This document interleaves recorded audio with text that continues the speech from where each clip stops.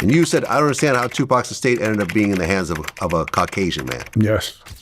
What has he done that would reflect the intentions and feelings of Tupac? Well, Make commercials with cars driving on the beach? I mean, come on, let's be honest with you. He's beating the family. He's not giving them the right amount of money they should be getting. They thought they were opening a vault of music history. Instead, what they uncovered in Tupac Shakur's estate was far darker than anyone expected. Who really controlled his legacy? What was hidden for decades? And how does it connect to the courtroom drama still unfolding today? Fans assume Tupac's mother and family protected his legacy, but documents, leaks, and recent events suggest something more sinister. We'll uncover what the estate hid, how the truth was reshaped, and why even today, Tupac's name is still being used in ways he never imagined. Afeni Shakur's fierce guardianship. When Tupac Amaru Shakur died on September 13, 1996, at just 25 years old, the hip-hop world lost not only a brilliant artist, but a visionary whose voice carried the weight of a generation. In the immediate aftermath, one figure stepped forward as the unchallenged protector of his name, his art, and his story: his mother, Afeni Shakur. More than just a grieving parent, Afeni was a woman with her own extraordinary past. A former Black Panther, an activist, and a fighter who understood both the power of words and the dangers of exploitation. To the outside world, it looked like destiny had chosen her to guard the empire her son had left behind. Afeni quickly moved to establish control of Tupac's legacy in a formal and lasting way. In 1997, she created Amaru Entertainment, a label and company designed to handle her son's music, image, and unreleased material. By forming this entity, she effectively placed a legal shield around Tupac's estate, ensuring that decisions about posthumous releases would go through her and not fall into the hands of opportunists. At a time when record labels and producers circled like sharks around unreleased recordings, Afeni's decision gave her the authority to dictate what could and could not be released. She truly made the best use of that authority. During the following decade, there were several posthumous Tupac releases by Amaru Entertainment, including The Don Killuminati, The 7-Day Theory, Until the End of Time, and Loyal to the Game. Each album's release was carefully controlled and usually produced with trusted comrades, yet finally under Afeni's watchful gaze. The sounds of these albums might have made for heated discussion among the fans, especially when an artist like Eminem was brought in to contemporize Tupac's vocals. But everyone could agree that it was Afeni who truly made such decisions. She never saw a release merely as a profit opportunity, but rather as a part of her son's spirit that deserved care. Afeni's guardianship extended beyond music. She also created the Tupac Amaru Shakur Foundation, based in Georgia, to provide arts programs for young people. Afeni desired for her son's legacy to affect the next generation not just through music, but through education and creative expression. Scholarships, acting workshops, and community events were all named after Tupac, in recognition of Afeni's vision that his influence ought to serve as a means of empowerment, not merely entertainment. In doing so, she would connect his legacy with her own tireless, lifelong fight for justice and opportunity. As administrator of the estate, she had to deal with controversies. She litigated against Death Row Records and later Entertainment One for bad royalties and missing master recordings. They were never about greed for her. It was Tupac's work getting the money back to his estate rather than corporations making big-time profits. It was a big settlement returning master recordings to Afeni, thus letting Tupac's estate continue earning money from and controlling his catalog. All these legal victories only reinforced the image of someone who would not allow any exploitation of her son. For the fans, Afeni was almost like a maternal figure for the legacy of Tupac itself. From interviews, one could see how calm and resolute she was about this. The retention of Tupac's honest voice was paramount. She reminded all that Tupac was first her son and belonged to the family and the community before he ever entered the industry. She famously said she wanted her son to be remembered not only as a rapper, but as one who spoke for the voiceless.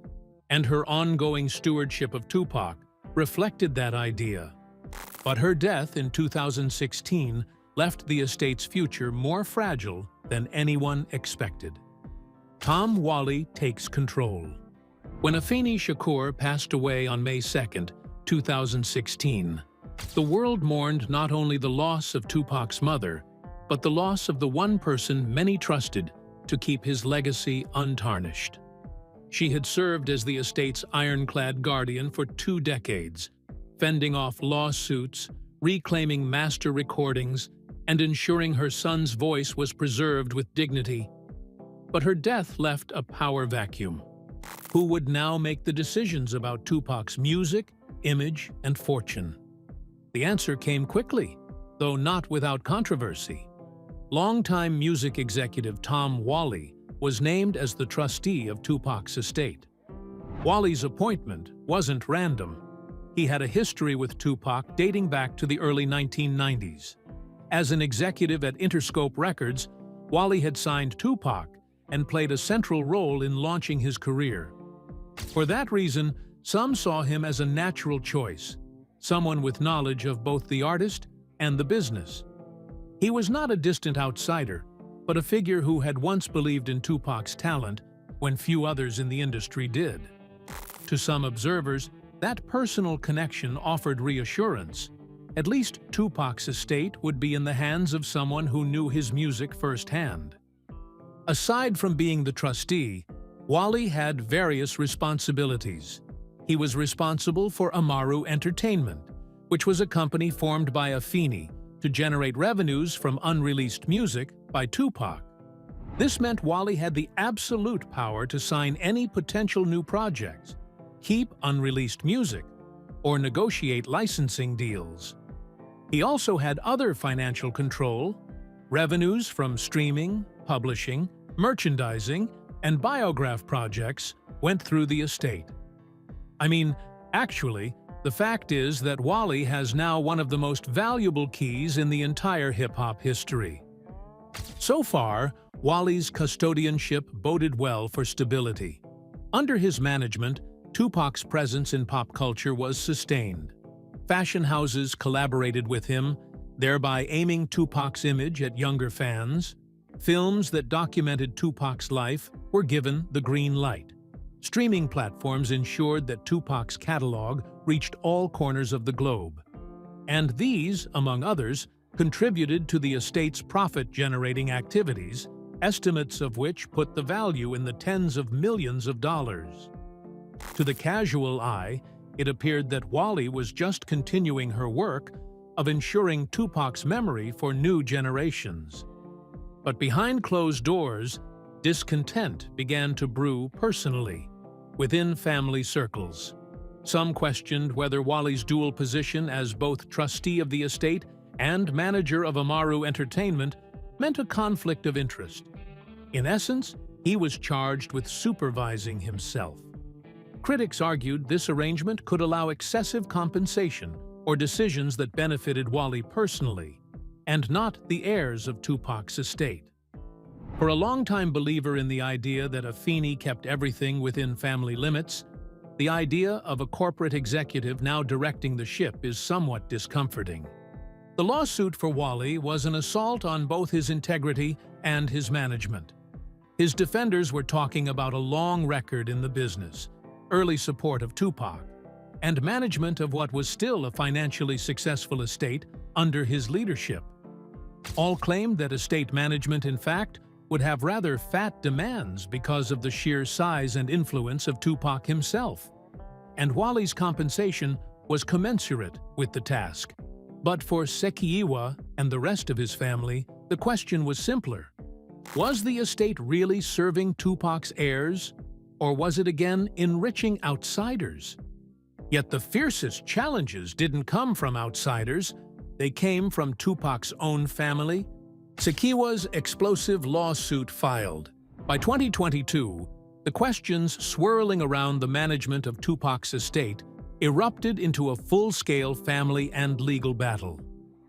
At the center of it was Tupac's younger half-sister, Afeni Shakur, who decided she could no longer remain silent about what she believed was happening behind closed doors. Her lawsuit against estate trustee Tom Whalley wasn't just another dispute over money. It was a direct challenge to the credibility of the man entrusted with one of hip-hop's most sacred legacies. In her filing, Shakur painted a stark picture of betrayal and mismanagement. She accused Whalley of treating the estate as a personal bank account, funneling millions into his own pockets while failing to keep the family properly informed. Court documents alleged that Whalley had paid himself more than $5.5 million since becoming trustee, a staggering figure that sparked immediate outrage among fans who had long trusted that the estate was being run with Tupac's family in mind. To Shakur, the issue was not just the money, it was the secrecy. She argued that Whalley operated without transparency, failing to provide clear accounting of how revenues from Tupac's catalog, merchandise, and image rights were being used. The lawsuit also touched on a deeply personal dimension: Tupac's belongings. According to Shakur, Whalley withheld items of great sentimental value, including her brother's gold records and other memorabilia that she said rightfully belonged to the family. These were not just tokens of success. They were tangible pieces of Tupac's life and artistry, artifacts of a man whose voice had defined an era. To keep them locked away from family, she claimed, was an act of control that cut deeper than financial disputes. For Shakur, this wasn't simply about inheritance. It was about respect, dignity, and honoring her brother's memory. The new listing reverberated all across the music industry and the hip-hop community itself. For years, Tupac's estate had managed to remain relatively calm compared to more high-profile artist legacies. This case shattered that illusion. Cracks had formed, even with Afeni's foresight. For the most part, his fans stormed social media in frustration, demanding accountability and transparency. A section rallied to Shakur, hailing her bravery for standing up. Others stood for Whalley in light of his history with Tupac, and even as more instrumental for making the estate financially productive. But the image had been driven home. The facade of a unified family guarding Tupac's legacy was shattered. Beyond the immediate headlines, issues were raised of greater scope regarding how the music industry handles posthumous estates. Tupac was not the first artist whose catalog generated millions after death, nor would he be the last. Michael Jackson, Prince, and others whose estates faced similar litigation showed the world just how Shakur's case was about family versus industry parties, much more than finances, but also with implications for how such conflicts could shift public perception of an artist's legacy. Some wondered if it wasn't the estate his estate that would be exploiting him again, if Tupac always rapped about being exploited by the system. The case was long-running through a set of motions and counterclaims with no quick resolution. But be that as it may, regardless of the outcome, the lawsuit itself became the turning point. It put the estate in the limelight in a very public way, which Afeni had always sought to avoid. Instead of unity, the name Shakur has now become synonymous with internecine legal struggles and charges of betrayal. A personal fight for Shakur means a symbol to the fans. The fight to ensure that Tupac's spirit is not drowned in money and manipulation. The fight wasn't just about money. It grew into a battle over who controls Tupac's story. Estate transparency disputes emerge. When Afeni Shakur took the bold step of suing Tom Whalley in 2022, the legal complaint did more than allege financial impropriety. It spotlighted the issue of transparency. For years, fans assumed the estate operated smoothly under Afeni's blueprint, but Afeni's lawsuit painted a picture of confusion, secrecy, and unanswered questions about how Tupac's empire was being run. As the filings were made public, it became clear that one of the biggest tensions inside the estate was not just about money, but about the flow of information, or the lack of it. According to Afeni's legal team, Whalley had failed to provide adequate accountings of the estate's revenues and expenditures. With Tupac's music streaming in the millions, licensing deals for merchandise and documentaries, and his likeness appearing in everything from murals to fashion lines, the money was still pouring in.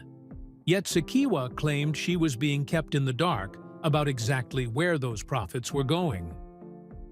For a family member directly tied to the late artist, the lack of documentation wasn't just frustrating, it was suspicious. Whalley's entourage defended him against the allegations of his handling of the estate.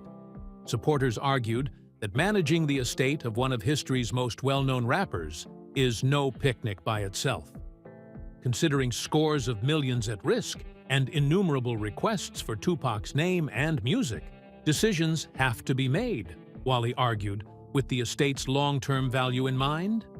He also denied any wrongdoing by saying that his pay was justified and that his actions fell within the duties of a trustee. But troubling optics remained. The very trustee who managed the Amaru Entertainment, hence the perception that safety checks and balances are deficient. The issue raised a more abstract question of trust. For fans, the estate was meant to be a sacrosanct shrine, judiciously managed to ensure that it met the visions of Tupac.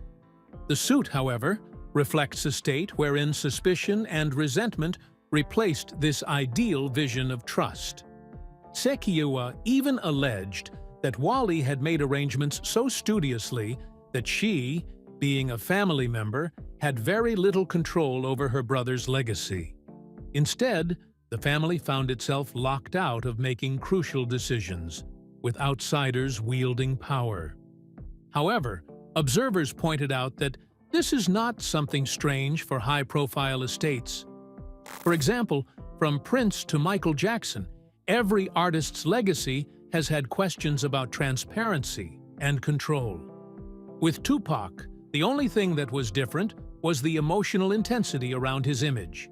He was a superstar, but also a cultural icon, a voice of resistance, and whose songs spoke directly about distrust of systems of power. For thousands of fans, the mere thought of his estate being involved in allegations of secrecy and withheld information sounded like one more eerie extension of the themes he wrote about. Transparency was not only a legal requirement, but also a moral one. For Afeni and other family members, it was going to be simple. If Tupac had built a legacy meant for uplifting his people, how would he expect them to be kept out of knowing how his estate was handling the fortune? The silence of the estate on this and many other issues only bred the perception that there was something hidden from them.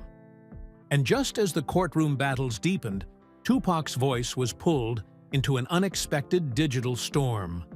A Tupac sparks backlash. In the spring of 2024, Tupac Shakur's legacy was thrust into an entirely new type of controversy, one that had little to do with money or estate paperwork and everything to do with technology. On April 19th, Drake released a diss track aimed at Kendrick Lamar called Tailor-Made Freestyle. At first glance, it seemed like another entry in hip-hop's long history of lyrical battles. But what set this record apart was the fact that it opened with verses delivered in the unmistakable voice of Tupac Shakur. Except Tupac had been dead for nearly 3 decades. The verses were created using artificial intelligence. The track featured AI-generated vocals imitating both Tupac and Snoop Dogg. The AI Tupac voice goaded Kendrick Lamar to respond to Drake, casting Lamar as the heir to West Coast hip-hop and pressuring him not to let down the culture. It was bold, eerie, and immediately controversial. For some listeners, hearing Tupac's voice resurrected in this way was a chilling reminder of his enduring cultural power. For others, it crossed a line, taking the voice of a man who had no chance to consent and repurposing it for another rapper's feud. Within days, the reaction was incendiary. Fans debated whether some of the lines were clever or disturbing. Critics pointed out that Drake had failed to get permission from the Shakur estate. In fact, very quickly, the estate came out with a sharp reprimand. Representing the estate, Tom Whalley, along with Tupac's family, rejected the exploitation of AI Tupac as the exploitation of the likeness of the late rapper. The estate claimed it was an infringement of publicity rights and an exploitation of his image. A cease and desist order had also reportedly been issued to Drake, cautioning him against any continuing dissemination of the track or risk possible litigation. Drake responded within a week by taking the track down from any of his social media accounts, a very rare withdrawal for one of hip-hop's most powerful figures. By that time, it was too late. The headlines of AI Tupac had penetrated around the globe and sparked conversations about the ethical use of artificial intelligence within the music realm. If they could clone Tupac's voice, then what is the protection for other dead artists? The issue also outlined all the nervousness about AI in music. While technology has for a long time played a role in production, the convincing replication of a voice posed a new problem legally and ethically. Are estates able to stop companies or fans alike from harnessing AI for the purpose of producing new tracks from composers that have already passed on? Is it conceivable that future generations will even know whether or not a song was truly authentic, meaning part of the process involved human activity or totally generated by algorithms? For an artist like Tupac, who had lived in the world and whose lyrics reflected that truth, the very thought that his voice could have been turned into derealization for someone else's narrative was especially jarring. The controversy hit at a time when Tupac's estate was already besieged by lawsuits and transparency issues. Sekiiwa and other family members were completely right to demand more control. If outsiders were willing to use Tupac's likeness without permission, the estate had to come together and be a great force for a fight back. But the very public nature of the family's internal legal battles raised the question of whether the estate could respond in a united way. The AI episode was a source of uncomfortable thoughts for the fans.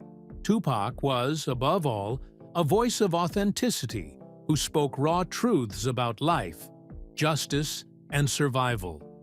Hearing his voice manipulated by AI for another rap beef seemed to epitomize everything he stood against. It was one thing to use him as a gimmick. It was quite another to rewrite his message. While some younger audiences considered it a cool, modern hip-hop throwback, many older fans looked on in horror, seeing it as a sign that even in death, their idols stood unprotected against exploitation. While AI imitations tested his legacy in music, another courtroom reminded fans his death remains unresolved. Homicide trial faces delay. Nearly 3 decades after Tupac Shakur was fatally shot in Las Vegas on September 7, 1996, his homicide remains one of the most infamous unsolved cases in American history. But in 2023, the case took a dramatic turn when authorities arrested Dwayne "Kefe D. Davis, a former Compton gang leader who had long claimed to have inside knowledge of the slaying. Davis was charged with first-degree homicide with a deadly weapon, accused of orchestrating the drive-by shooting that ended Tupac's life. For many fans, the arrest was a long-overdue step toward justice. But what happened next showed just how complicated the road to closure would be. Originally, Davis's trial was set for 2025. Prosecutors were confident, pointing to his own past statements as evidence.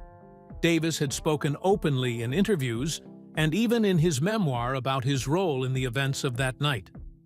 He admitted he supplied the gun used in the shooting and was in the car when shots were fired. However, his defense argued that these accounts were exaggerated, designed to sell books and attract media attention rather than serve as accurate confessions. They also raised an important point.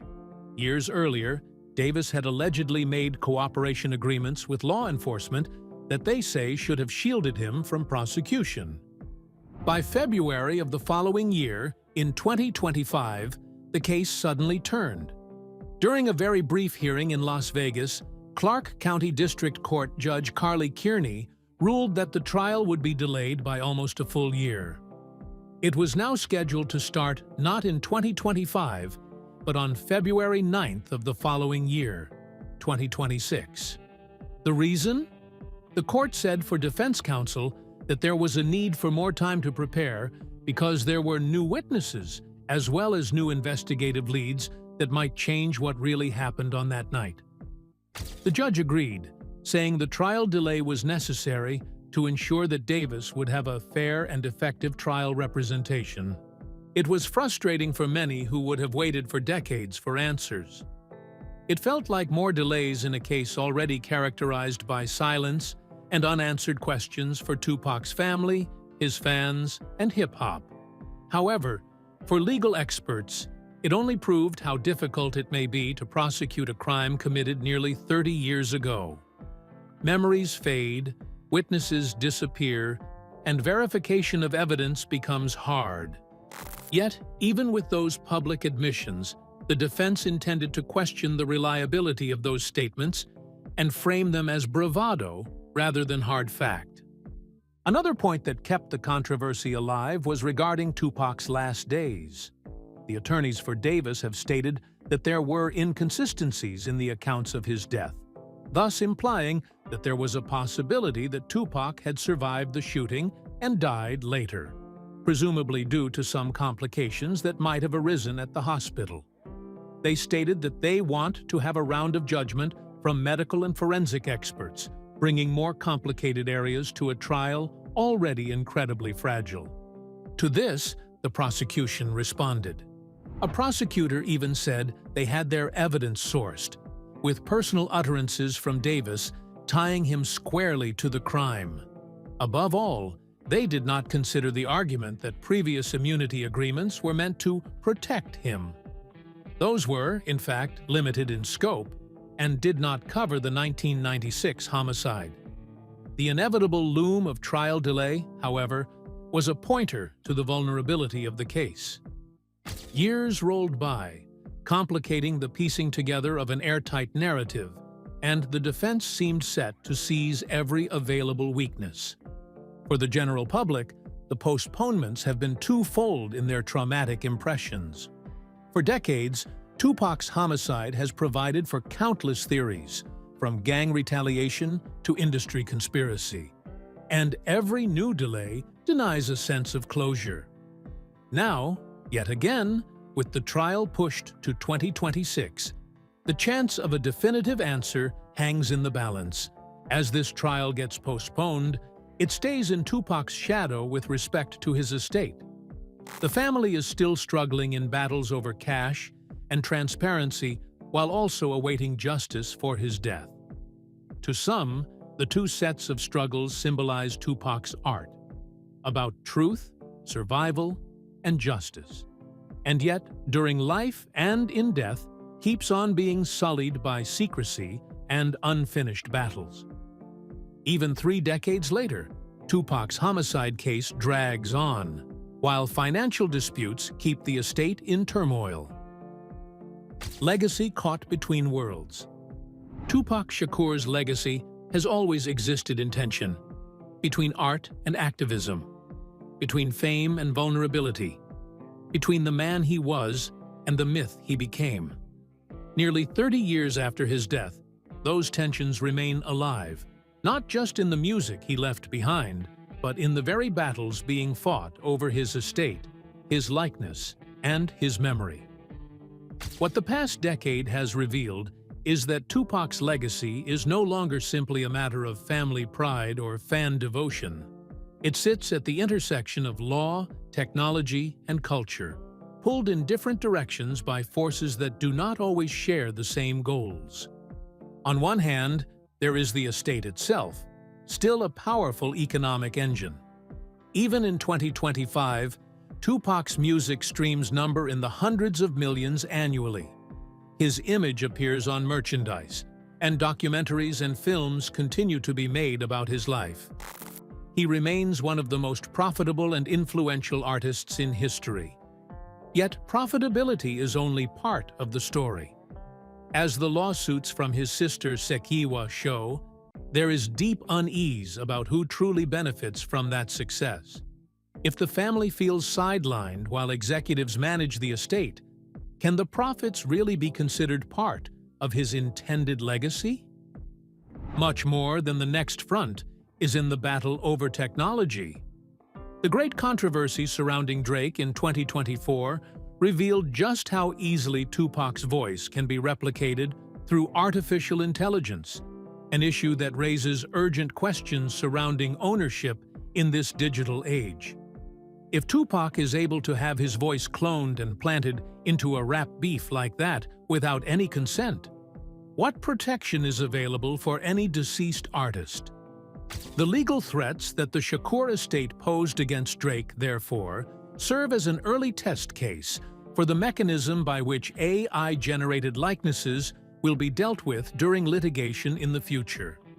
It was an eye-opener to many, as it vividly showed the kind of vulnerability such mythic stars would face, even as the technology runs ahead of the law. And then, of course, comes the matter of justice. The arrest of Dwayne "Kefe" D. Davis in 2023 rekindled a glimmer of hope for some answers in Tupac's homicide. But the further delay in the trial until 2026 serves as a reminder that hope is fragile. Nearly 3 decades after his being shot, no one has ever been tried or convicted for Tupac's homicide.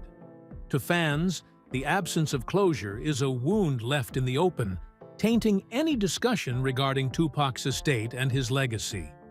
What manner of preserving would his story get when the circumstances surrounding his death remain unhealed? All these strands, poverty, high-tech exploitation, and delay of justice represent a picture of a legacy stuck in between two worlds. Tupac is, in one world, the revolutionary artist whose words inspire millions and empower them to rise against all odds. In the other world, he is the brand, the asset, and the cash cow, whose fate is decided in boardrooms and legal battles. In yet another world, he is the victim whose homicide was never resolved, with so many unanswered questions hanging over his death. Each of these stands to be true, yet finds expression in the very fragmentation of his legacy. If everything has been told, the fans take this very personally. Tupac was more than just an entertainer. He was the voice of the voiceless, a person who spoke about injustice when few artists cared to. To see his name dragged into courtroom distractions, lawsuits, and AI controversies feels like a betrayal of that voice. At the same time, however, his growing story proves that his influence has not waned.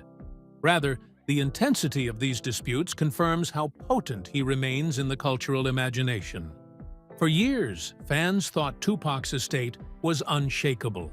But lawsuits, AI controversies, and a delayed homicide trial prove otherwise. Do you think his legacy is still being protected or sold piece by piece? Let us know in the comments. Don't forget to like, subscribe, and watch the next video for more hidden stories like this.